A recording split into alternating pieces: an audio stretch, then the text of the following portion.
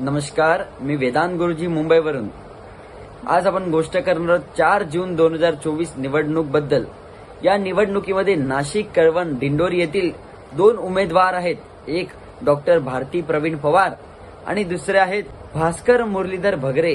हे जे आहेत यांना निवडणुकीमध्ये त्रास होऊ शकतो व यावर्षी त्यांना ही निवडणूक फलणं खूप कमी आहे व खूप अवघड आहे आणि ते अशक्यही आहे। आणि त्याचबरोबर भारती प्रवीण पवार हे यावर्षी विजय रथाची पायरी सुद्धाही पडू शकणार आहेत। आणि ज्या प्रकारे ह्यांची पायरी आहे ही पायरी त्यांच्या सुखाची, समाधानाची राहणार आहे। आणि या वर्षीचा जो निकाल असणार आहे निवडणूक 2024 व दिंडोरी लोकसभा निवडणूक 2024 यामध्ये डॉक्टर भारती पवार हे चांगल्या वोटाने येऊ शकणार आहेत। तर म्हणून जे आहे 4 जून 2024 ला जो निवडणुकीचा जो निकाल आहे तो या दोघांमधून एकाकडेच जाणार आहे आणि त्यांचं नाव आहे डॉक्टर भारती प्रवीण पवार। नमस्कार।